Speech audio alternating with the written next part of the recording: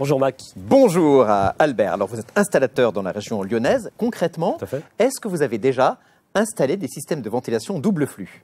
Concrètement, oui, on en installe déjà pas mal. Il y a eu une grande évolution également dans le système double flux, puisque ce n'est pas aujourd'hui vraiment en soi nouveau, mais il y a eu une grande évolution et aujourd'hui on arrive surtout sur du haut rendement. Est-ce qu'il y a des contraintes à respecter quand on installe une ventilation double flux?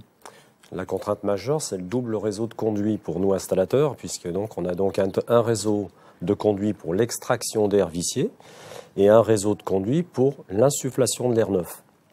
Donc double réseau, double contrainte de passage dans les faux plafonds, par exemple. C'est généralement dans les faux plafonds qu'on fait passer les réseaux?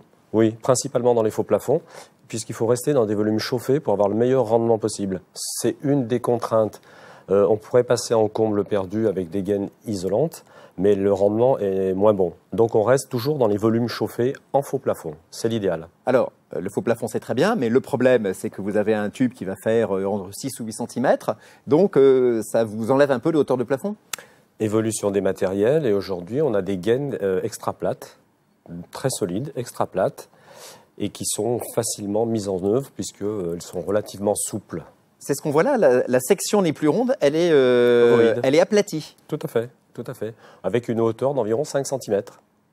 On gagne combien de centimètres par rapport à un tuyau rond, une gaine ronde? Eh bien, par exemple, l'équivalence serait sur une gaine de diamètre 80. Donc déjà, on gagne facilement 3 cm, et surtout, on a une solidité qui est plus importante, sans accessoires notoires pour faire une installation.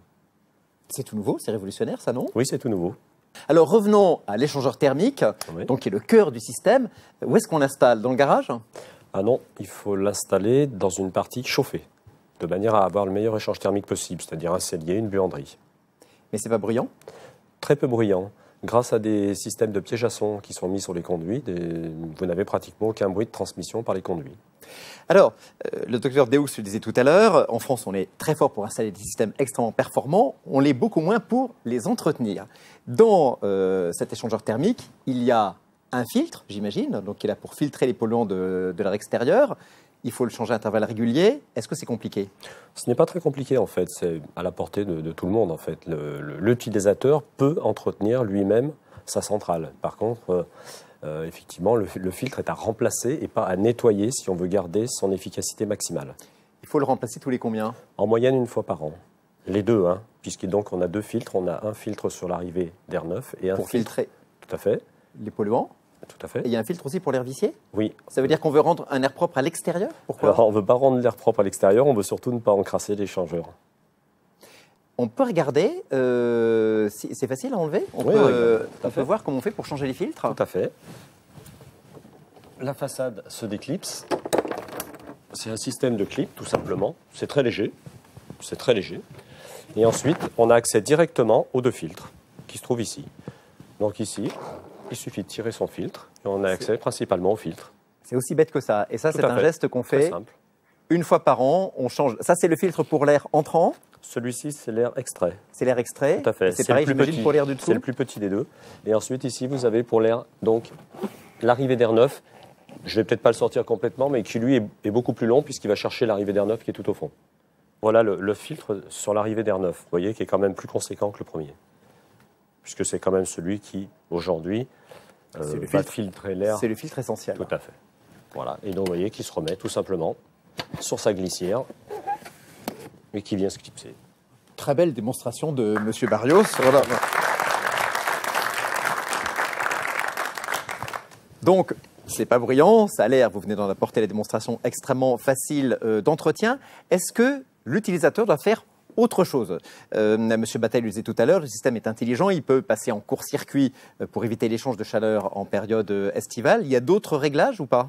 Pas du tout. L'utilisateur final, finalement, n'a rien à faire de spécial, sauf s'il le souhaite passer en mode surventilation. C'est-à-dire? Le mode surventilation, c'est bien la petite soirée entre amis. Bon, et bien sûr, on est plus nombreux, on se fait une petite raclette, on fait une petite pierrade, et là, à ce moment-là, la maison est bien enfumée. Donc les odeurs de cuisine et la fumée. Donc là, l'utilisateur, grâce à la télécommande, il prend son boîtier de télécommande et il passe en mode surventilation. Automatiquement, vous allez avoir un débit qui va être largement augmenté pour ventiler très très vite votre maison. Ça veut dire qu'après avoir bien fait la cuisine et bien enfumé sa maison, il n'a pas besoin d'ouvrir en grand les fenêtres, ce qui ferait chuter la température. Il a juste qu'à augmenter ponctuellement le débit donc du système de ventilation. Oui, tout à fait, grâce à la télécommande sans fil qui fonctionne avec la centrale. On entend également beaucoup parler ces temps-ci du puits canadien, qui permet donc de réchauffer en hiver l'air qu'on va faire rentrer dans sa maison et qui permet de le refroidir en été. Est-ce qu'on peut coupler ce système de puits canadien à une ventilation double flux? Tout à fait, c'est même préconisé, puisqu'évidemment, l'entrée d'air neuf va circuler par le puits canadien, et donc la température d'entrée d'air va être supérieure. Donc, bien entendu, l'entrée d'air neuf étant supérieure en température, l'échange thermique est encore meilleur, et le rendement de notre centrale et de notre système encore meilleur.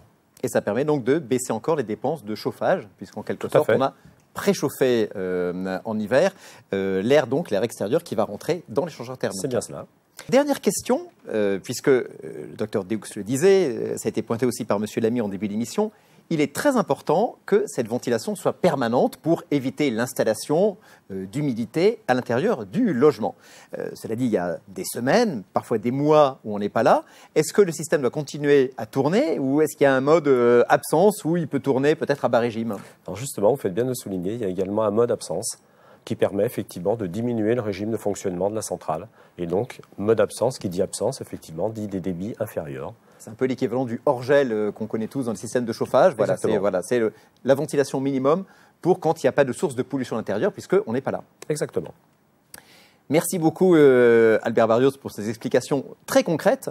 Je vous propose de découvrir le témoignage de Madame Bonetti, que vous connaissez d'ailleurs. Nous l'avons rencontrée dans sa nouvelle maison. Regardez.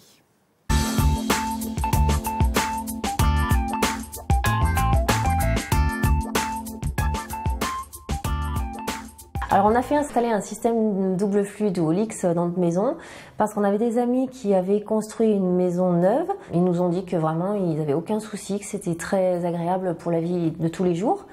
Donc on a décidé d'en faire installer un pour ça et en plus on a eu d'autres points de vue, d'autres personnes, des professionnels qui nous ont dit la même chose. Alors ça fait 1 mois qu'on habite dans la maison. Et donc, pour la vie de tous les jours, c'est super parce que, par exemple, quand on a eu des températures de moins 15, comme il y a 15 jours, par exemple, ça évite d'ouvrir les fenêtres pendant une demi-heure, comme on le fait dans une maison sans ce système-là. C'est super aussi quand on fait des repas, par exemple, où il y a des odeurs qui restent, comme la raclette, des choses comme ça. On a fait l'expérience l'autre jour, on avait fait une raclette avec des amis. Et donc, on a mis le booster en marche. Et donc, on a fini la raclette, il n'y avait pas d'odeur dans la maison, il n'y avait rien du tout et ça fait pas de bruit. On s'adapte hyper facilement à ce genre de choses. Alors, le premier bilan énergétique, donc depuis 1 mois, ce qu'on peut déjà constater, c'est que le fait de ne pas ouvrir les fenêtres tous les jours, ça fait forcément faire de l'économie d'énergie. Donc déjà rien que ça, c'est pas négligeable. On a une petite télécommande ici. Et donc, vous voyez, c'est pas compliqué, ça donne toutes les informations. Et puis quand on veut savoir à combien est la température qui rentre, l'air qui sort. Quand vous voulez mettre le booster en route pour que ça marche plus vite, c'est juste on appuie sur un bouton et ça se fait automatiquement. Donc il n'y a rien de plus simple. Bien sûr que je conseillerais ce système à toutes les personnes qui sont en train de construire une maison. Je leur dirais oui. Pour installer ce système, il n'y a rien de plus simple et vraiment on en est super content. Un témoignage très éloquent. Monsieur Barrios, je crois qu'on peut le dire, c'est vous qui avez posé l'installation de Madame Bonetti, qui est très contente. Oui. Je crois qu'on peut le féliciter pour cette mise en place tout à fait réussie et qui résume très bien, je crois, effectivement, les avantages. Je disais que c'était les clients qui en parlaient le mieux. Là, c'est tout à fait visible, les avantages de la ventilation double flux. Voilà, cette émission touche à sa fin. Merci à tous nos spécialistes. J'espère qu'elle vous aura aidé à mesurer les enjeux de la qualité de l'air intérieur et de sa préservation. Un enjeu de santé publique, un enjeu aussi pour la santé des bâtiments. J'espère qu'elle aura répondu à toutes les questions que vous vous posez sur la ventilation double flux. À bientôt. Au revoir.